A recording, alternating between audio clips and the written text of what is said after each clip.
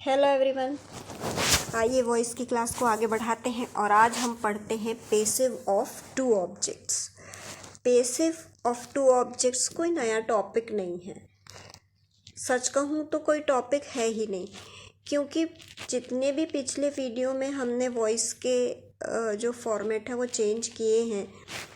सभी टेंसेस में एक एक टेंस हमने अलग अलग पढ़ा है, तो उन टेंसेस के जो नॉलेज आपने गेन की है उसी नॉलेज को यहाँ पर यूज़ करना है।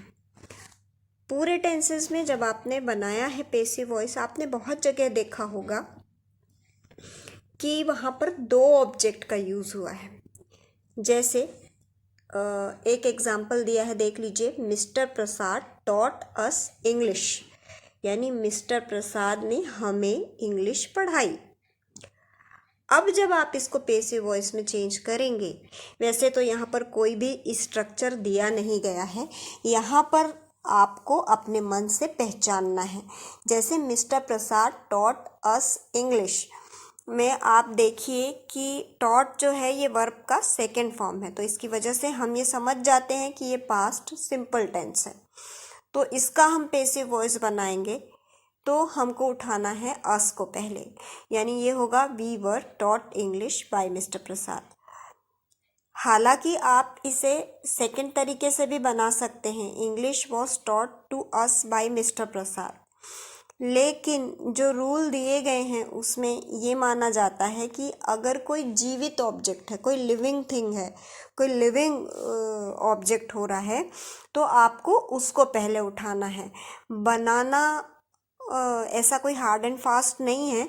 अगर आप सेकंड तरीके से भी बनाते हैं तो उसको सही माना जाएगा, लेकिन बेसिक रूल जो वॉइस का है, जो हम पढ़ते हैं, उसके हिसाब से ये कहा जाता है कि जो लिविंग ऑब्जेक्ट है उसको पहले उठाया जाए। आप इसको समझ करके बनाइए। एक गलती मुझसे हुई है कि मैंने जो एग्जाम्पल लिखा है ये केवल पास्ट सिंपल का है, पर ऐसा नहीं है, ये सभी टेंसेस में होते हैं और आपको सभी टेंसेस में बनाने हैं। तो हमेशा की तरह मैंने जो है एक्सरसाइज लिया है इसके बनाने के लिए, और आपको मैं ये कहूँगी कि ये सभी टेंसेस में है, इसलिए आप इसको ज़रूर से बना के देख लीजिए, तो आपको पता चल जाएगा कि दो ऑब्जेक्ट यदि हों तो आप उसका पेसिव वॉइस किस तरह से चेंज करेंगे। आगे बढ़ जाते हैं और देखते हैं पेसिव विदाउट एजेंट। ये भी ऐसा कोई टॉपिक नहीं है जिसमें आपको कोई नया रूल सीखने की ज़रूरत हो। पिछली वीडियोस में आपने जो रूल सीख लिए हैं, यहाँ पर उन्हीं सबको इम्प्लीमेंट करना है।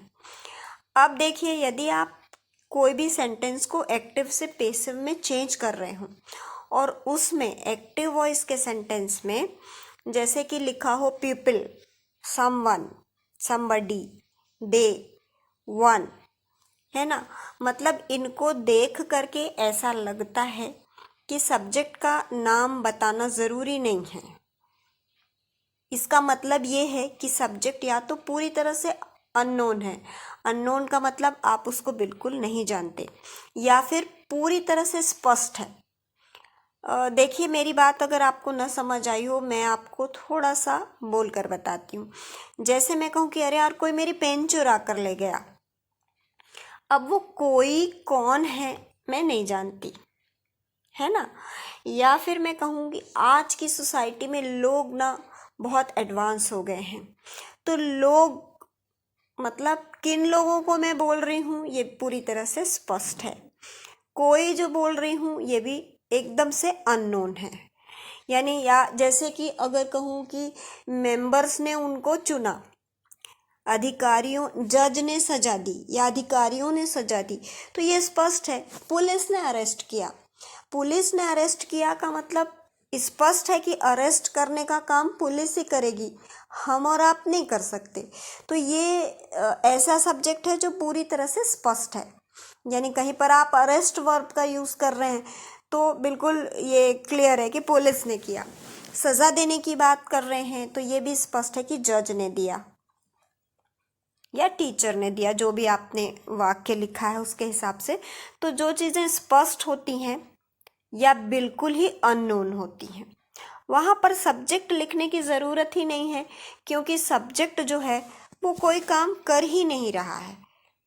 देखते हैं एग्जाम्पल से, थोड़ा ज़्यादा शायद आपको क्लियर हो जाए। एक दिया है, people speak English all over the world. लोग पूरे विश्व में अंग्रेजी बोलते हैं। अब देखिए, लोग हैं, पूरी तरह से क्लियर है, तो ये होगा English is spoken all over the world. मतलब इंग्लिश पूरे विश्व में बोली जाती है। बोली जाती है का मतलब लोग बोलते हैं। अभी ये सेकंड आ गया, जैसा मैंने आपसे कहा था, the police arrested the thief yesterday. Police ने चोर को कल गिरफ्तार किया, तो ये भी होगा the thief was arrested yesterday. यहाँ पर बाई प्लस सब्जेक्ट लगाना ज़रूरी नहीं है, इस तरह से ही बनाए जाते हैं। ये एडवांस पैटर्न है।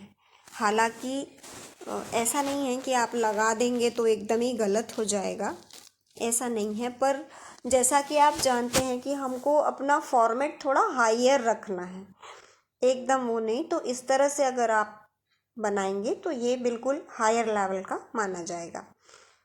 जैसा कि हमेशा होता है, एक्सरसाइज दिए गए हैं, इन एक्सरसाइजेस को आप बिल्कुल बनाइए और अपनी नॉलेज को इम्प्रूव करिए। उम्मीद करती हूँ कि ये जानकारी आपको पसंद आई होगी। अगर ये जानकारी आपके थोड़े भी काम की है या थोड़ा भी आपको पसंद आता है तो वीडियो को लाइक करना न भूलें और चैनल को सब्सक्राइब ज़रूर करें। Thank you for watching. Bye bye.